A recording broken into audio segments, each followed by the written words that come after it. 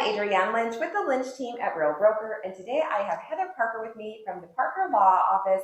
And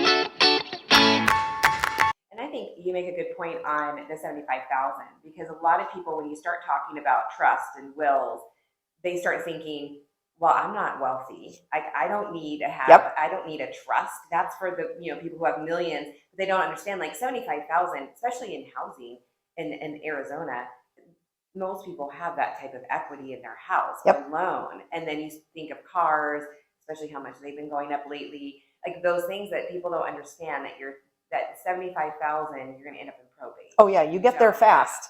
Yep. Yeah. Once you start thinking about all the types of assets you have, you own a piece of real estate in Arizona, you probably got there, but absolutely. So it happens more than people realize. And so whether you are using the trust as a tool, because that's really what it is. And I agree. I think a lot of people have somewhere in the back of your mind, whether that's, what Hollywood has done to us in the movies, or just generally, 30 years ago when people were planning, there were fewer people using trusts as part of their estate plan because they didn't feel the need. But the laws and the rules have changed a great deal, especially recently when we look at planning for people's incapacity, which is sort of a whole side conversation. But a trust is simply a tool. And if you think about estate planning as more of an umbrella term, and trusts and wills and powers of attorney and things like that are simply tools that are used as part of the big scheme of an estate plan.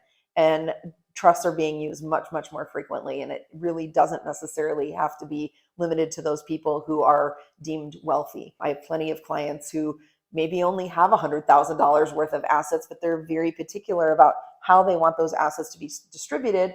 And they're very conscious of probate and wanting to keep things private. And that's one of the other things about probate is when it's a court case, it's public. If I've got a trust, then I get to keep things private. Yeah, and I think that's important for people, especially with some families, because there could be things and situations in families. Not everybody is always makes it into someone's will or trust. So if you end up being public on something, then that can cause a whole nother issue in this world. So we will have Heather's information below so that you can reach out to her for a consult. And if you have any questions, she's the one to talk with.